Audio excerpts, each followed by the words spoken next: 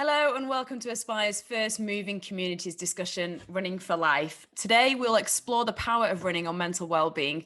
For many of us, I feel, during this last year, running has been a huge saviour in coping with uncertainty and stresses around lockdown. I personally have never seen so many people running before. That's why I've always loved running myself. You can do it wherever, whenever, and all you need is a pair of trainers.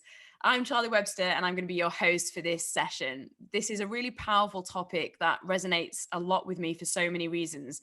I actually started running at the age of 12 years old and I joined a competitive running group and became a junior athlete. But for me, it was all about my mental health. Running was a way for me to help deal with these big, overwhelming emotions that I used to get as a teenager. It also helped me learn about myself and it helped me decision make and just feel a little bit of peace when everything got a little bit too much. And it gave me so much self-worth, and I've almost carried that on through my entire life. I still run, like I'm much older now, I still run for exactly the same reasons that I used to run as a teenager. And for me, I can't not run during the week because it just helps me cope with the stresses of life, whether it be like the recent lockdown and the uncertainty around it, and how to deal with things, but also with the stress of my life now, whether I'm feeling low or flat, I go for a run. It just helps me connect with myself and work out with how I'm actually feeling. So I'm really pleased to be your host today. And I'm so pleased that we've got an amazing panel, as you can see in front of you. So I'd like to welcome them along. And I'm joined by Kerry McCarthy, who's the Runners World Commissioning Editor and is a qualified life coach. And he's also one of the founders of the Run Some campaign, which we'll be talking a bit about. Tasha Thompson, founder of Black Girls Do Run UK, and Jess Robson, the founder of Run Talk Run. And it's a bit cringy, but I'm going to do this. Round of applause. Welcome, the three of you. How are you all? I'll go to Kerry first. Kerry, I'd love to know, if I say run into you, immediately what's it make you feel and think? Headspace. Headspace. Yeah, it's the first. Now, if you'd asked me that question, even as recently as 5 years ago, I've been running for nearly 20 years. And if you'd asked me that question a few years ago, I would have said PBs, competition, right, making the most of yourself. But even though I've been running for, to support my mental health for longer than that 5 years, I think it's become, that aspect of it has become even more important to me. As the world gets busier and busier, everyone's more connected, we've got more stuff going on. It just provides that, it's like an analog constant for me in a digital world where I can quite literally step away from what I'm doing and just breathe. It's interesting that it shifted away from your watch and actually more into your mind. I can relate a lot to that. Jess, yeah. I saw you like nodding your head, like in agreement there with Kerry. If I say the same thing to you, what's it mean for you? For me, the first thing that comes to my head is community. That's what running is for me. It's community. And Tasha, what about for you? Running is my rock. Particularly in the last year, it's like been the only consistent, it's the only thing that's remained the same that I've been able to do, and that hasn't changed, and it's still there for me, and it still gives me everything it always has, because everything has changed. Yeah, I really like how you described it as your rock there. Jess, you mentioned community. Can you explain a little bit more about that and how much running has helped you mentally? Of course. So I experienced a lot of sort of social anxiety as a teen, even now actually in my 20s, if I'm totally honest. But running in itself sort of gave me a sort of sense of identity. It's given me something to talk about, a community of people that I feel like I can belong to, and that's helped me massively with social anxiety. It's my social life now. So when I think about running, I think of it as a sort of shared activity rather than a solo thing. I know a lot of people run alone for that headspace, but for me, it's definitely like a means of connecting with other people. So, yeah. Kerry, you said about, it is really interesting about the headspace kind of things and how you moved away from PBs. I post a lot about running and mental health, and I love it when somebody starts running for the first time and then they post and go, oh, now I know what you're talking about how it makes them feel. How does moving the body help the mind? There's a ton of research to show that, first of all, that it does. It's not anecdotal. It's not pardon the pun, but it's not in our heads. It actually does have, you know, in terms of neuroscience, it has an effect on your brain, the way running helps it. So people will probably be familiar with the word serotonin, obviously one of the feel-good chemicals that can be released by doing exercise. But one of the things that it does, running specifically, this is, as opposed to other sorts of exercise, is that it takes you out of that fight or flight mode. It calms down the amygdala in the brain, which is a tiny little almond-shaped part of your brain that's constantly on alert for danger. And what the studies have shown is that in the difference to other types of exercise, particularly team-based sports, running, because of the rhythmic nature of it and your ability to control the speed at which you go at, so you're kind of in control of it yourself, it just calms you down. And so it's almost very similar to kind of meditation in a way. And for me, it actually is that. It's just kind of meditation on the move. Yeah, I find that sometimes when I go for a run, I just don't even think, and it's just the rhythm of my feet on the pavement. And sometimes that's all I need, because I've got so much noise out there. And the fight and flight thing is this constant like hypervigilance state that we're in all the time. And then running just releases that. And it's actually not healthy for us mentally or physically to stay in that hypervigilant stress state all the time. Do you think there's so much more out there now in terms of running for depression to help cope and manage depression? Do you think more can be done to get that out there? Because you said at the very beginning, you know, no, it's actually true. It's not just us talking about it. It's not just like a narrative. Yeah, absolutely. I think people know on an objective level, whether they've read about it or they've listened to their mates or they just sense it, they know that moving their body is good for them. But I think hammering that message home to a particular sort of large majority of the population is key. And it's that kind of section of people who think running is for other people.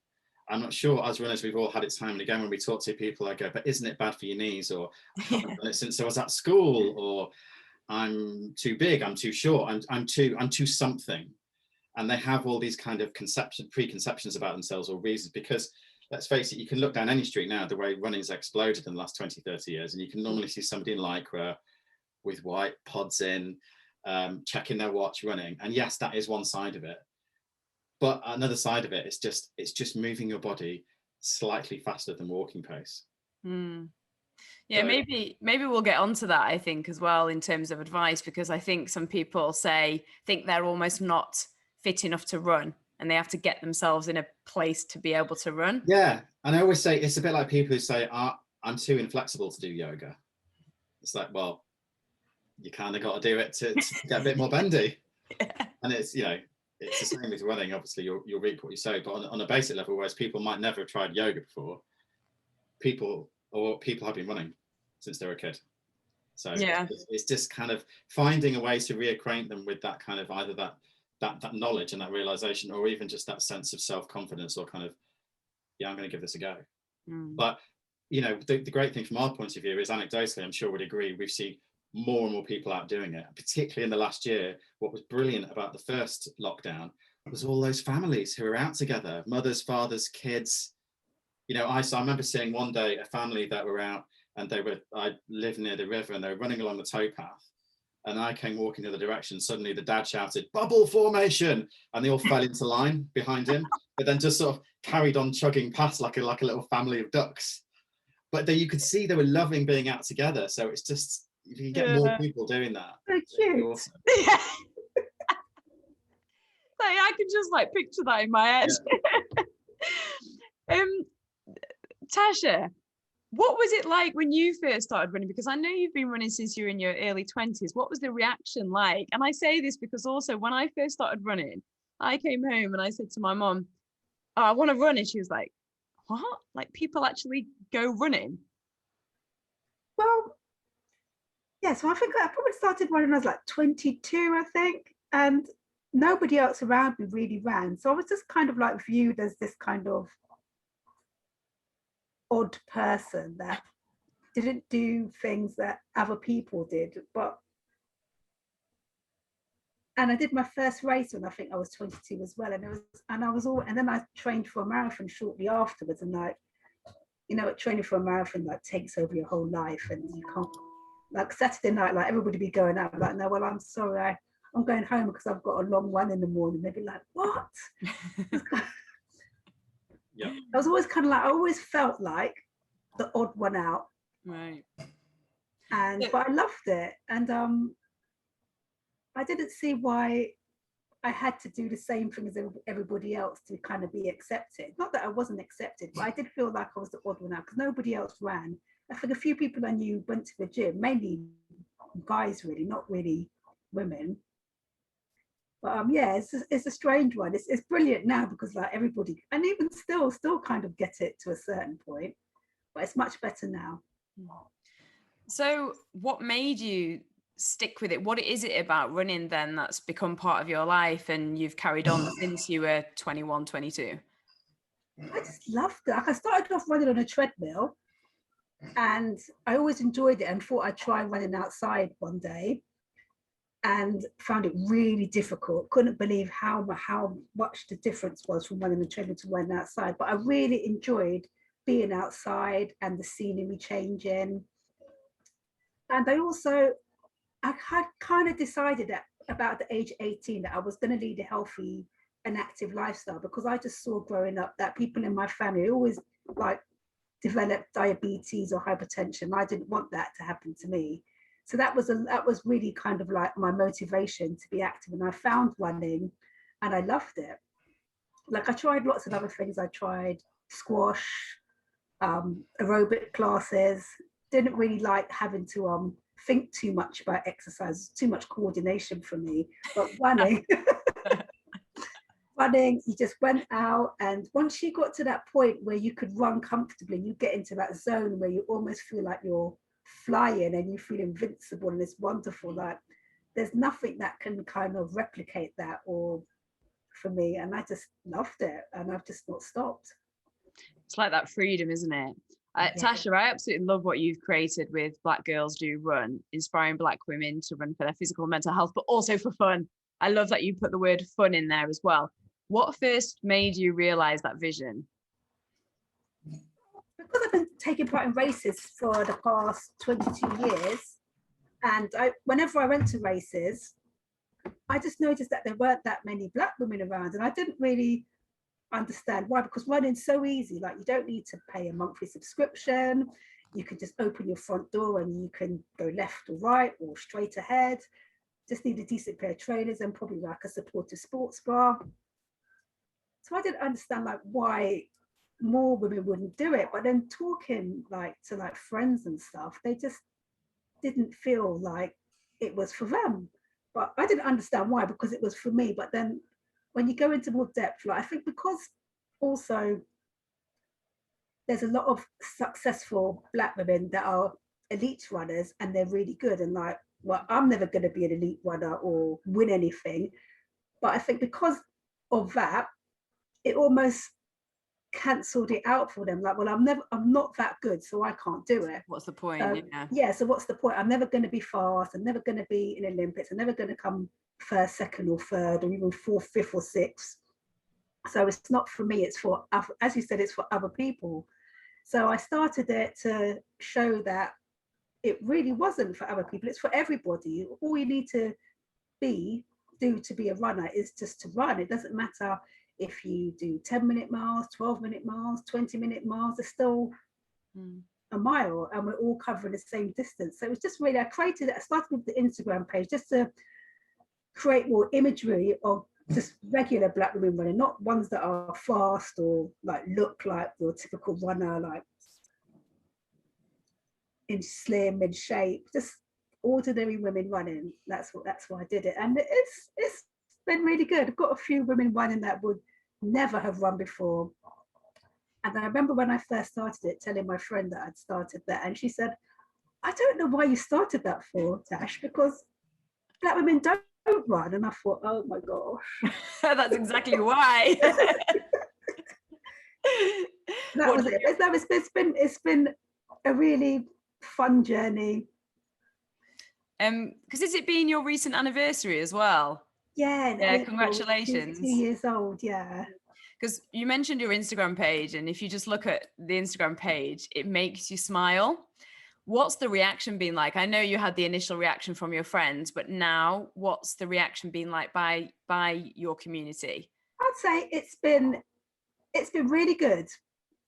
Overall, I'd say it's been 90% good. There's always like the odd person who has like something negative to say, but you've kind of got to focus on like the larger percentage of people have found it really good, been really supportive, understand it. There have been the odd person that doesn't get it, and I've had to explain the reasoning behind the group more than I thought I would have to. Oh, right. But no, overall it's been good, been well received.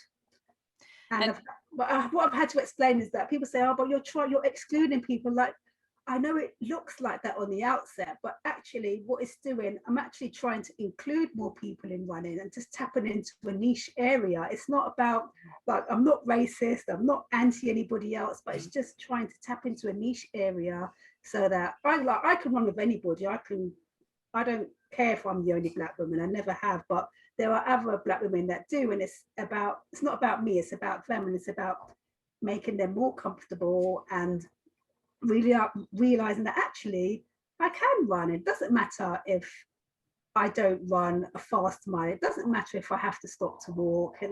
So it's been fantastic. It just reminds me, because about I'm trying to think, maybe it was about 8 years ago now, I set up a very small group called Running for a Life, and within that group was some young Black teenagers, and I remember taking them to a race, and it was the very first race, and it made me realize that they were the only Black people, they were the only Black teenagers in this half marathon race, and they, oh, do you think it is for us? And I was like, oh no, of course. And I think it's showing that everybody belongs in running races. You know, the people that you've said that you got into running that never would have got into running, can you tell us a bit about the impact it's had on their life? Yes, but it's even the impact it's had on me to seeing them run. Like, there's one woman in particular who probably since I set up the group has said, I'm going to come running with you. And she just turned up one day last year, just out of the blue, and said, right, I'm going to run. And she kept calling, it was almost like a her and us, because she kept saying, oh, well, you're all professional. No. Yeah, I'm just starting out and you're all proper athletes. And like, no, we're not. We're just like, we're running, we're laughing. And she doesn't say that anymore.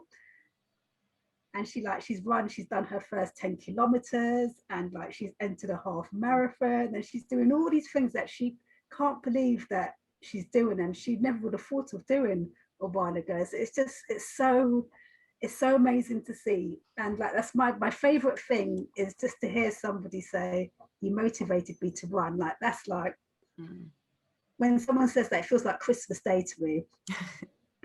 You can see that by the smile on your face. And Jess, it really reminds me of what you were saying about community, because that gave her community and felt that she was part of something. Can you tell us more about Run Talk Run and how that came about? Absolutely, yeah. So I had quite a long period of depression back in 2017. And I was really sort of trying to do everything that I could to make myself feel better. I was going to therapy, taking my antidepressants. But I struggled to be vulnerable in therapy. I struggled to open up. Something about sitting down and forcing myself to talk about feelings just didn't work.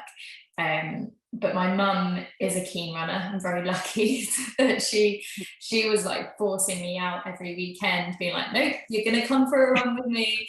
This will make you feel good. And what I found was that it was so much easier to talk about the really dark thoughts, suicidal feelings, like all of it came spilling out on these runs. And I was thinking to myself, like, why am I not talking about this in therapy, but on a run, it's just so much easier. So I started looking for running communities that I could join in London. And whilst there are so many cool communities, that was the problem with them, is that they were all so cool. And with my social anxiety and depression, I was just like, I do not feel chatty enough, extrovert enough, happy enough to go and join a community like that. So I set up Run Talk Run to be just a bit more gentle, a 5K gentle jog where you don't have to turn up and be larger than life. You can turn up exactly as you are, even if that is a bit quiet and meh and tired or anxious. And it's a safe space where you can run and talk at the same time. Like, the emphasis is on talking, purely based on how cathartic I found it and how much easier I found it to talk about the difficult things on the move. So we're running weekly groups across the UK, which are all that exact same space. A gentle space to talk about mental health. There's a Run Talk Run group near me, actually. Yeah? Yeah, in Queen's Park. Oh, fantastic. I love that. We need to connect your groups. Yeah. We've communicated, the leader of the Run Talk One in Queen's Park, but it was like just before one of the lockdowns or something. So nothing happened.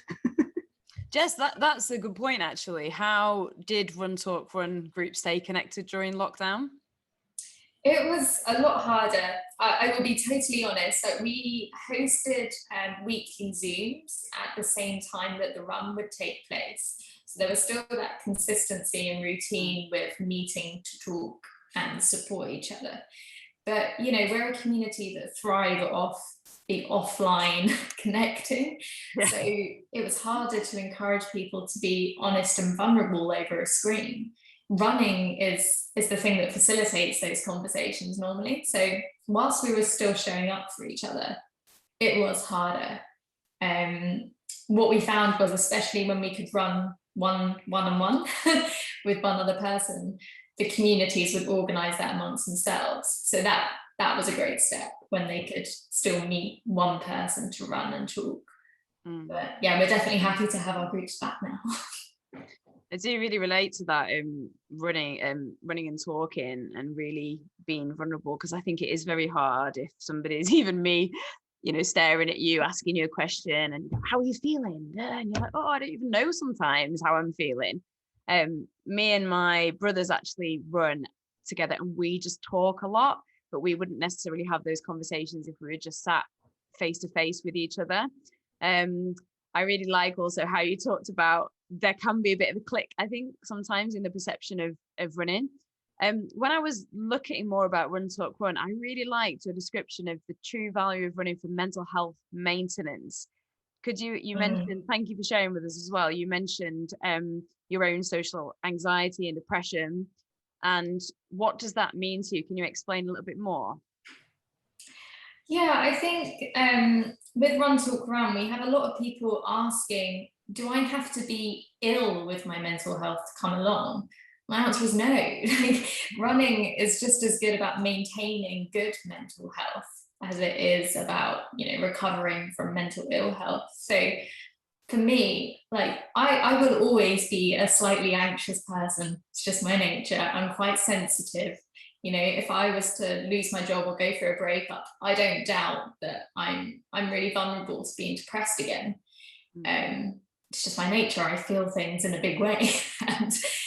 And so when I talk about mental health maintenance, like, I think it's something that I have to manage on an ongoing basis, and running is just one of my tools for how I can manage it on an ongoing basis. I think the notion of like recovering fully from any mental ill health is, well, it's too big a goal. So maintaining seems like more manageable.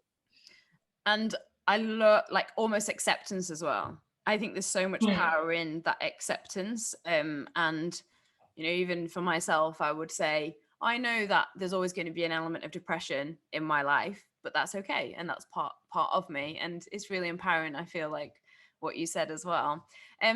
Kerry, if I move over to you, because you've co-founded a campaign called Run Some, can you tell us more about Run Some and what that means, and also how it fits almost is in what Jess and Tasha were talking about?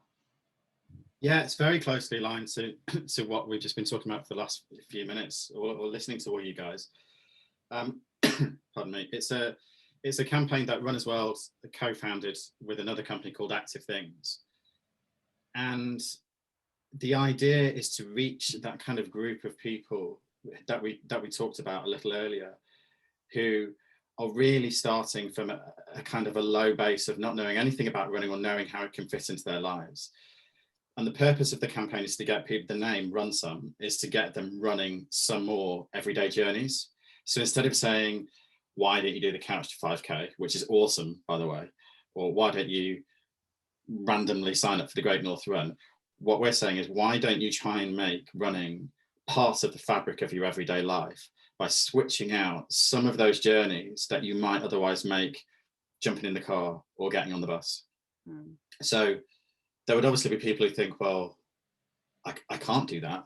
But it may surprise some people to learn that I think almost a quarter of car journeys in the UK are less than a mile. Once you actually think about it, you start remembering all those times that you just jumped in the car to go for a pint of milk, or maybe you've got into the routine of doing the school run with the kids, and actually they don't live that far away. It's only like 3 turns around the block. What we're saying is, actually, can you start very slowly in your own way, just thinking, okay, I'm going to go to the pint of milk, or I'm going to get a paper and then drop it off at my nan's, or any one of those journeys where you're not carrying anything heavy.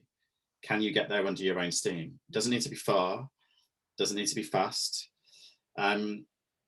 And actually, you don't have to run the whole way either. You know, we're encouraging people to run commute. So for those who are starting now to go back to an office, clearly for people who live, you know, an hour away from work, that might be unachievable. But can you run to the train station and then get on the train, or do the mechanical bit first and then run? If you've got showers at your work, can you get from the train station to the office? But just having a think, and if you run a bit, walk a bit, run a bit, walk a bit, and eventually the running bits go up, the walking bits go down, and you are completely in control of the situation. But you get that wonderful feeling of, I'm doing this under my own steam, I'm doing it. And you will very, very quickly see the proof of what we've all been talking about for the last sort of 15 minutes, which is brain just operates in a different way. You have that sense of kind of self-esteem, achievement. If you did, let's say you do that first thing in the morning, you go and get your pints of milk. If you achieve nothing else that day, you've achieved that. And it will have a trickle down effect for the rest of your day as well. That's one thing we haven't mentioned yet as well. And that's what I was thinking constantly in my head when you were talking. It's a sense of achievement and a sense of purpose as well. And it makes you feel good. Like, oh yeah, I did that, and be proud of yourself. What impact would it have if, you know, those car journeys you were talking about and a quarter being less than a mile, what impact would it have individually? We've talked a little bit about that, but in general, do you think if that happened? I think if this was taken up in a big way, which it would change on a societal level. I mean, the campaign has a couple of acts of government, which we'll be explaining more about in a couple of weeks' time, when we're going to have some kind of PR and media activity around this. And it's based around kind of partly mental health and funding for that, and partly kind of investment asked to change the way the infrastructure of, you know, kind of our cities and towns is made up. But if we see that there's a critical mass of people moving around under their own steam, that's going to change the way communities are put together. That's going to take, you know, kind of reduce the amount of traffic on the streets. People are going to feel more confident about getting out, and it'll be less you know, a curiosity or an unusual thing. When you think about the fact that 30 years ago, running was, you know, weird blokes and it was mostly blokes, you know, in kind of vests and short shorts and comb overs, relentlessly training for a marathon. And then over time, as people have taken it up, now you don't really blink when you see people out training for a 10K race.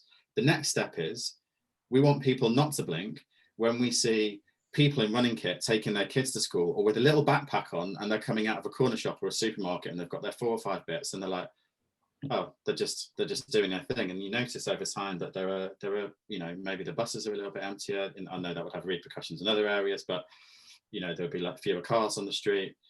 And we're just getting back to that kind of almost primal caveman sense of, I'm moving my body in the way it was meant to be moved, and I'm doing stuff under my own steam, which I think is probably something we can all agree we want to do more.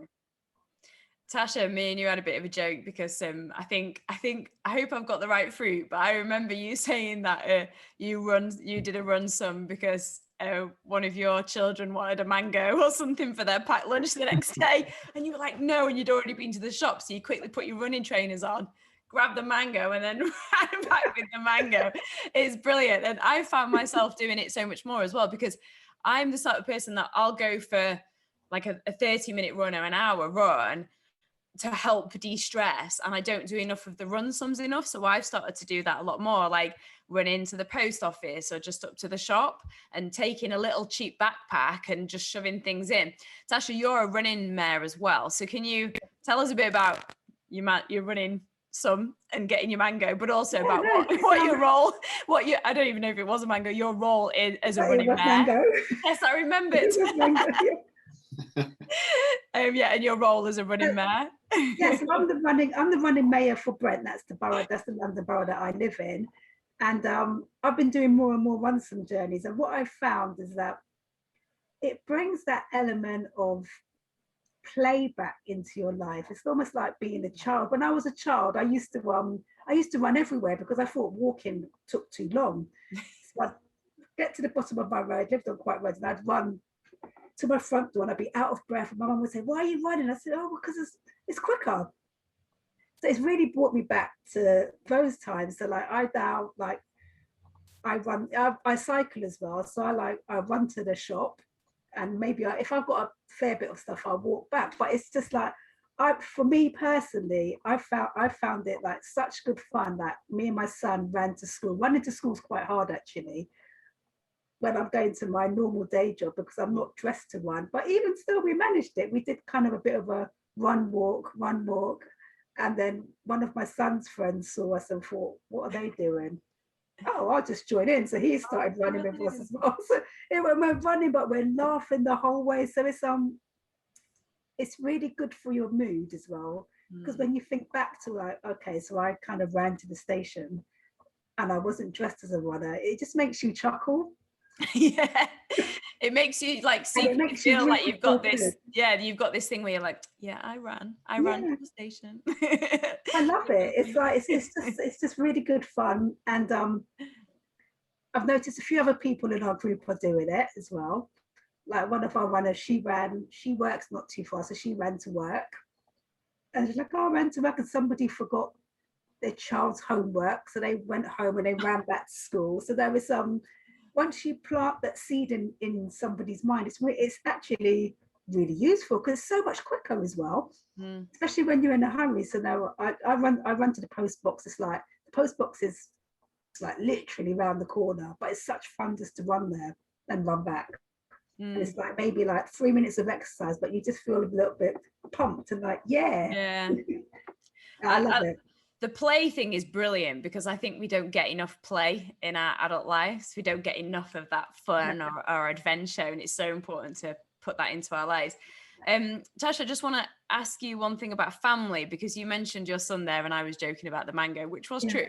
But how has it helped, running and doing run sums helped with family life in general and coping?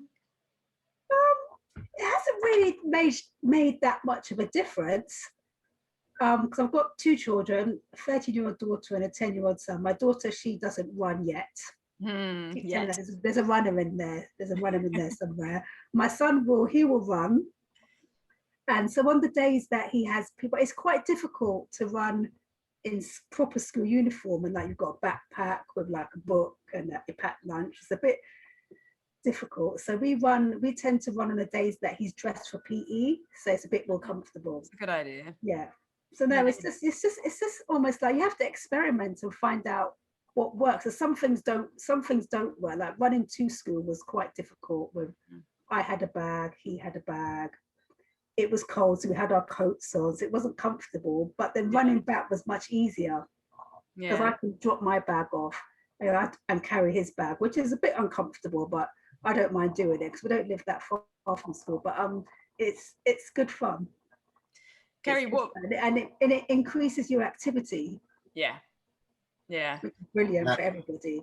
Kerry, I was going to say, what would you say to anybody with those kind of boundaries about backpacks and things? And it did make me think, because I was on a meeting the other day and I was really rushing, but I really needed to go and do something to clear my mind. And I actually sat in my running shorts, put a different top on, put some dry shampoo in my hair, and then like pretended that I, was fine. I hadn't been for a run. And ironically, the other person on the meeting had done exactly the same thing. And we both confessed. We like fessed up to each other. And I was like, oh, you know, but it's there like is, a not so secret club anymore. yeah, but there is those barriers though sometimes where it's like, oh no, what do I do? You know, for women it's a thing, like what do I do about my hair then? What, you know, what about carrying stuff? Yeah, unfortunately, I'm not going to get involved in the conversation about what you can do with your hair. Obviously.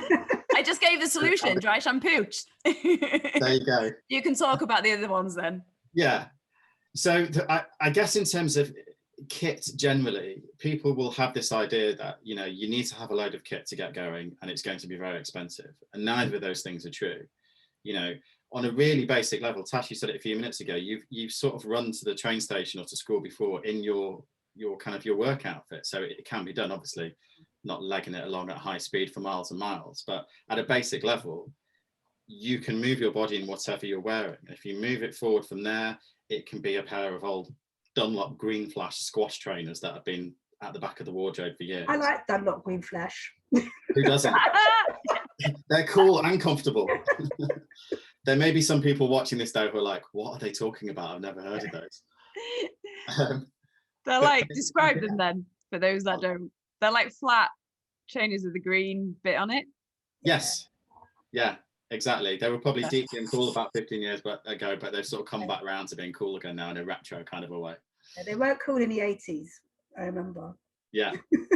But in terms of kit, you know, you can get everything very inexpensively. And with your comment about backpacks, you know, that's probably going to be a little bit more of an investment for people. You can still get them for like £20, £25, and the difference is with running backpacks, they are specifically designed to fit your body in a way that hiking backpacks or ones that your kids might use for school are not, which are kind of generic boxy shape.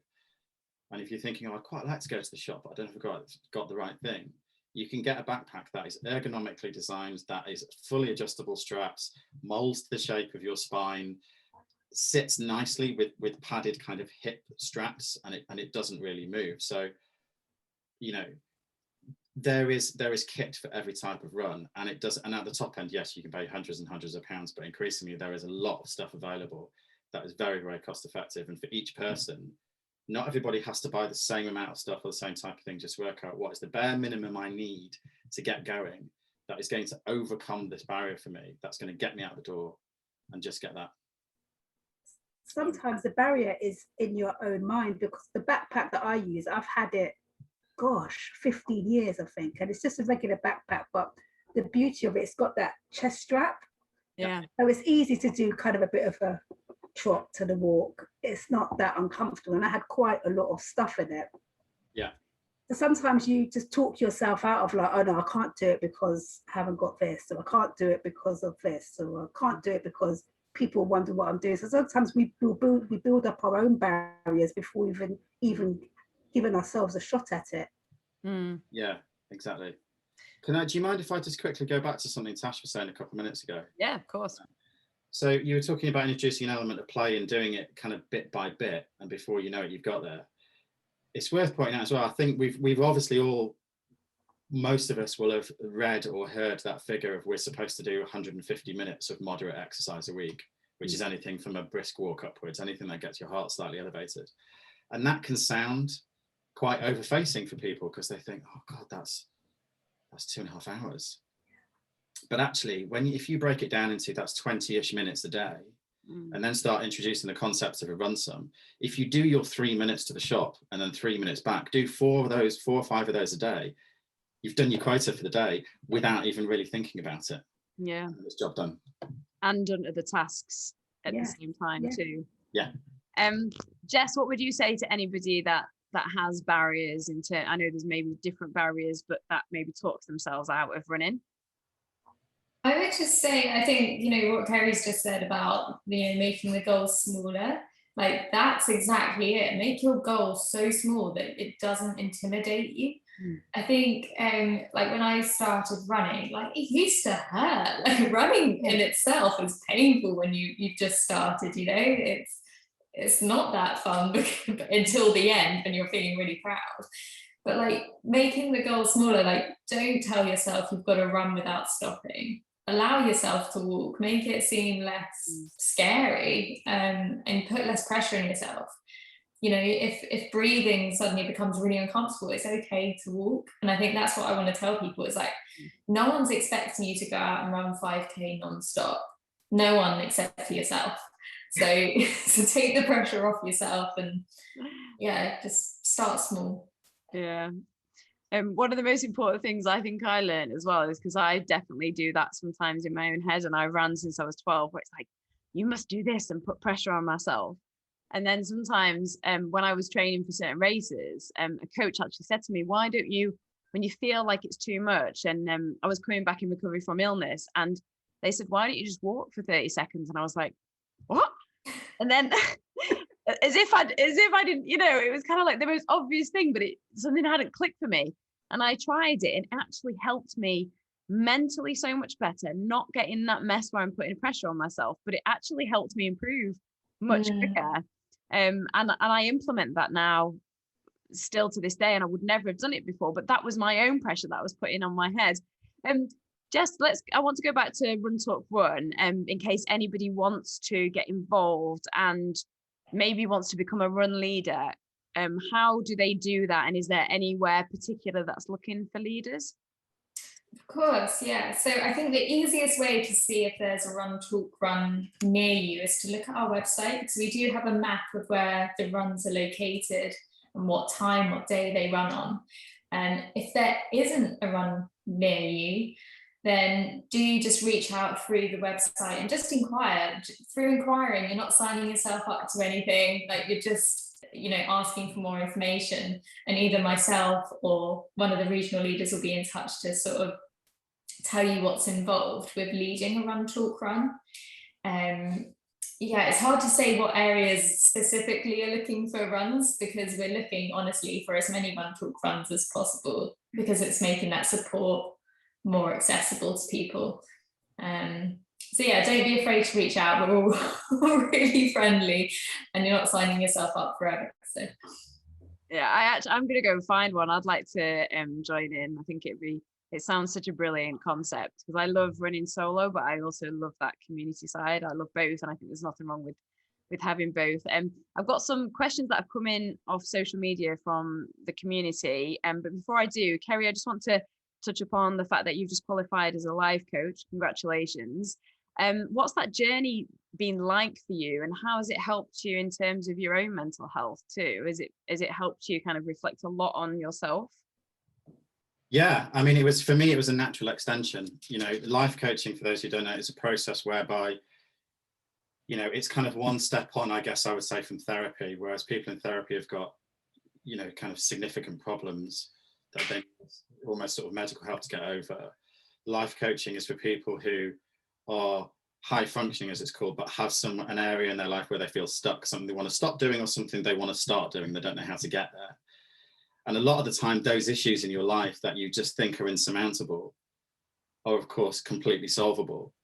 And so for me, having had some periods of poor mental health and depression, and having had some therapy and investigated other kind of methodologies, coaching was a natural kind of progression, because if you can lay things out and work them out in conjunction with somebody who is a partner with you, and it's a collaboration, then you're going to make real progress. And I just found for me that the two went hand in hand, the coaching and the exercise. And one of the things that I find with my clients with coaching, no matter what their issue is that they come to me with, once they're able to start introducing some movement into it, the solutions start to appear for them. Okay. Whatever we're talking about in session, they're thinking about it in between. The thing that they think was, no, I'm stuck, it's not going to happen, they go out for a run. And the synapses start to fire, and they start to find their own solutions to problems that they thought somebody else was going to have to tell them what to do, and actually they learn to be much more kind of self-reliant and resilient. So that process of self-reflection and movement, they're completely intertwined. It brings me on nicely, because I've got the community questions in front of me, and actually one of them is about that, so I'm going to start there. So thanks so much for those that got in contact with us on social via our community, and it's really great to hear from you. So I've picked a few. So Kerry, I'm going to start with you then, because it pretty much is what you were just talking about. It's from Tom. Thanks, Tom. For your life coaching clients, do you particularly recommend running? I feel like the answer is yes. Can you expand on that? Yeah, sure. Yes. The end. Cheers, Tom. What I just said. Yes, and not just for my life coaching clients. There are a small number of psychotherapists in the UK and the States now who actually take their clients out for runs while they're doing therapy. Goes back to what we were talking earlier about. Yeah, it's like what Jess was saying.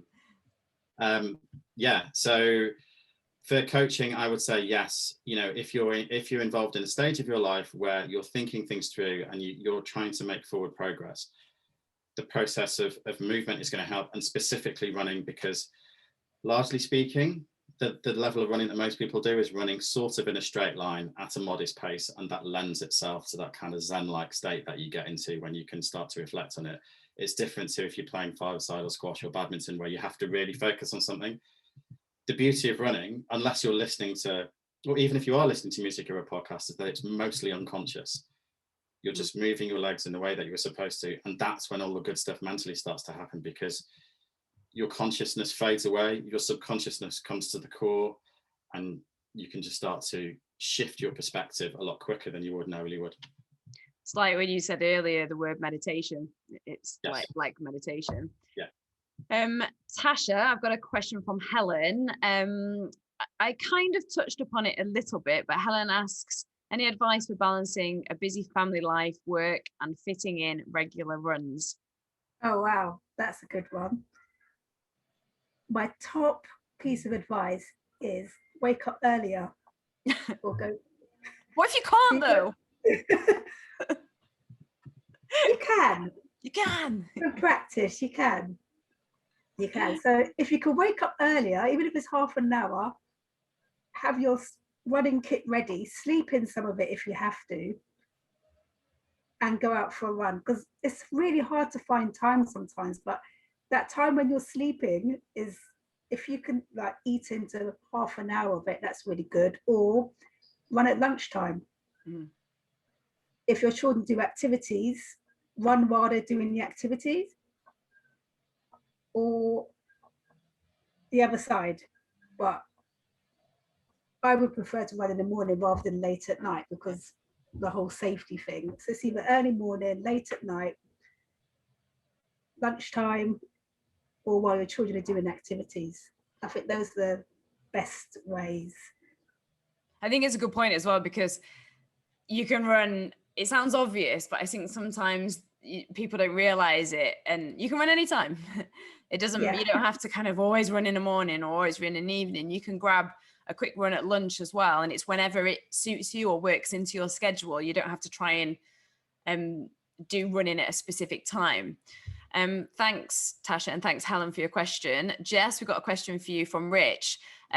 What's the best way to register interest in becoming a Run Talk Run leader, which you did touch upon, but how much of a commitment does it involve? That's from Rich. So all of our Run Talk runs, absolutely every single one, is a weekly run.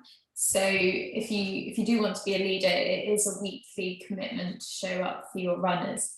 Obviously, you might miss the odd week here and there, like that's normal. But generally speaking, it's about an hour out of your week every week. With Run Talk Run, we're open to all abilities. So some of the runs you end up walking quite a lot of the 5K, but it never takes more than an hour all in all. So it's about an hour a week. But yeah, just there's a form on the website. It's quite easy to find. There's a link at the top of the website that says become a leader, and we can chat through that. Brilliant. So yeah, get in contact and you can talk about the different commitments around that. Thanks, Jess, and thank you, Rich. I hope you become a Run Talk Run leader. Come on, Rich, you know you want to. A quick question to all of you. Any advice for those times when I'm dragging my heels to leave the house for a run, even though I know it will make me feel better? That's from Anya. Kerry, I'll start with you. To start, you might, if you've got it in your head, I need to go out for X amount of time, that can kind of be self-defeating. If you think the first step I'm going to do is I'm going to put my trainers on. Second step is I'm going to physically leave the house and I'm going to run to the end of the street. And if I don't like it, I'll come back. 99.9% of the time, by the time you've got out there, you're just going to keep going. So whether you tell yourself it's 30 seconds, 5 minutes, or whatever your lowest common denominator is, just aim for that, because you'll find once you're out there, you're not only capable of much more, but you'll want to do it. Yeah. Jess, anything to add to that? Yeah, like Kerry, and almost like what I was saying before, just make the goal smaller. Like putting the trainers on, like Kerry said, is the first goal. And then stand at your front door. You don't even have to leave, just open the front door, feel the fresh air. And like for me, often when I feel that fresh air, I'm like, yeah, I want to be out in it. But yeah, just keep making that goal smaller. Don't force yourself into running further than you need to. Tasha? So just do one. So if it's 1 lap round the block, 1 mile, 1 kilometre, 1 lap of your local park, and then you might find that you do 2 or 3. And if you don't beat yourself up about it. At least you did something, and something is better than nothing. Yeah, I think that's a really good point, because I think we put this pressure on ourselves as if you've got to go for a run, so it has to be a certain amount. But actually, I went for a run the other day and I wasn't feeling great, and I was like, oh well, at least I got out. And I think it's being proud of yourself. The other thing that I do, it's slightly different, but I almost put it in my diary to carve time for myself. I do that. Yeah, because otherwise I like sometimes, right, I'm going to go for a run at this time, because otherwise you've always got something else going on. There's always going to be something. There's always going to be this that you've got to answer, or that email, or, you know, etc. So I think doing that and almost put it in as in not an option, not as an optional thing, but as something that you're going to do can sometimes help. So it's not something that you have to start thinking about and then talk yourself out of. I hope that was helpful, Anya, to you. So we've got a few very quick fire questions. I could keep asking questions all the time, but I know that we don't have much longer. It's like one of my favorite subjects, running and mental health. So I'm going to do a bit of a fun quick fire thing. The emphasis being on quick fire. Okay. Are you ready? So let's start with Jess. Favorite run route? 4 a.m. city run. Nice. Tasha, favorite run route? Vauxhall Bridge to Tower Bridge. Oh, I do that one. Favorite run route, Kerry? Anything in a forest with massive trees. Okay, I'll go with that one as well. Kerry, favorite run or event?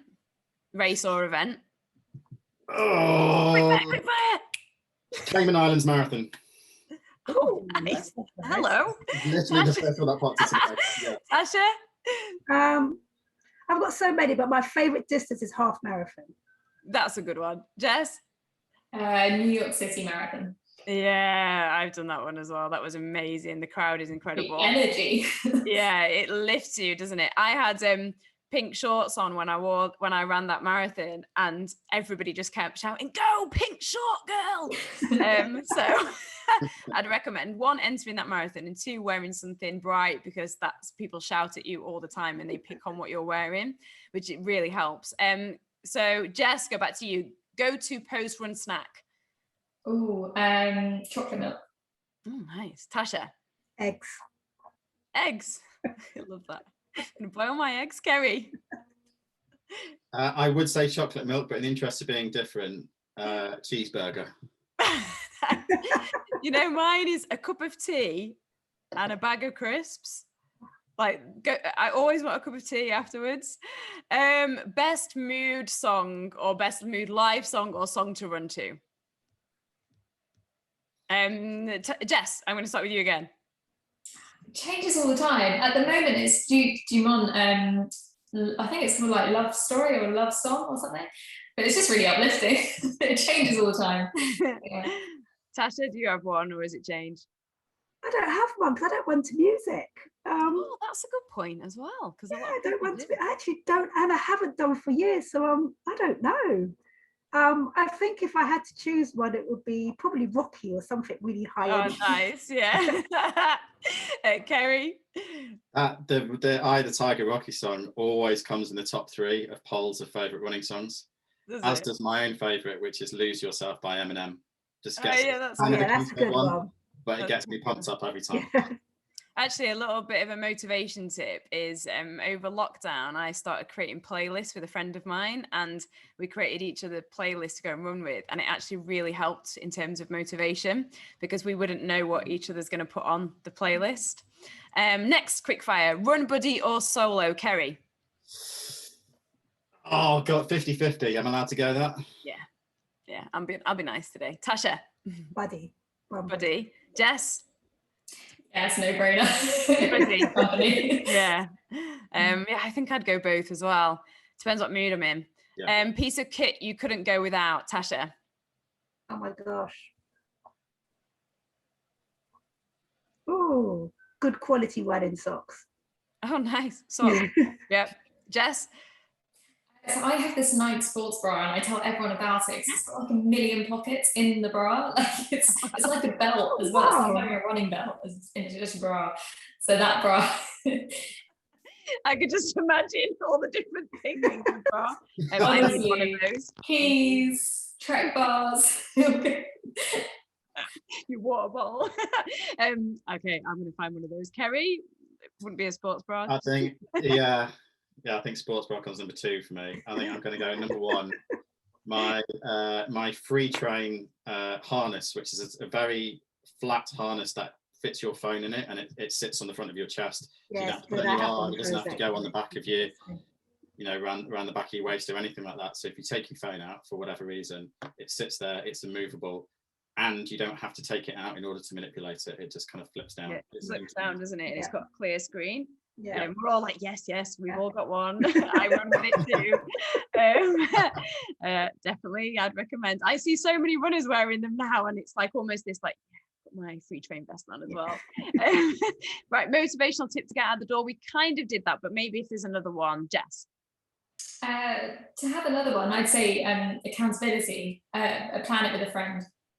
That's a good one. Tasha? Put it in your diary. Yep. Kerry? Keep a mood journal. So you write down every time you go for a run how you felt before, how you felt afterwards. So if you're struggling in future, you can read that and remind yourself how awesome it is. That's a really good one. I love it. Oh yeah, I'm going to write that one down myself. Final one. Advice for new runners. Tasha? Just do it. I like that bit of Nike there. Jess? Find some friends to do it with. Yep, and join Run Talk Run. Kerry? You were quite literally born to run. You can do it, and you will. Yeah, you can definitely That's do a book as well, isn't it? Yes, it is. Yeah. So you're copying a book. You're copying Nike. There's nothing new in running anymore. We're just recycling everything. I think the main thing is that you can absolutely do it. You don't have to be anything particular or train to be able to run. You can go and run. And what is running anyway? It's all on your own level. So it doesn't have to be what I do or what Tasha does or what Kerry does or what Jess does. It's the way that you do it. And you can walk as well, I think, to build things up. And I think one of the most important things that's been said in this whole conversation, Kerry and Jess, you definitely mentioned it, is actually the small goals. So I think there's this thing where you start running, you're like, oh my God, I need to be able to do a marathon, or I need to be able to run a 10K. And actually it's like, break it down into those small goals. Yeah. Thank you so much. It's been an absolute pleasure to talk to all three of you. And I feel like we've covered a lot, but I feel like we could keep on going having this conversation. Thanks so much, Tasha, Jess, and Kerry. It's been absolutely brilliant. And thanks so much for watching. And also please give us some feedback, send us some messages on social media. We'd be really glad to hear from you, and get in touch with them. I hope you don't mind me saying this, Kerry, Jess, and Tasha. Get in touch with them about their different communities that they're creating and join in. Absolutely. Thank you very much. Thank you. Thank you all.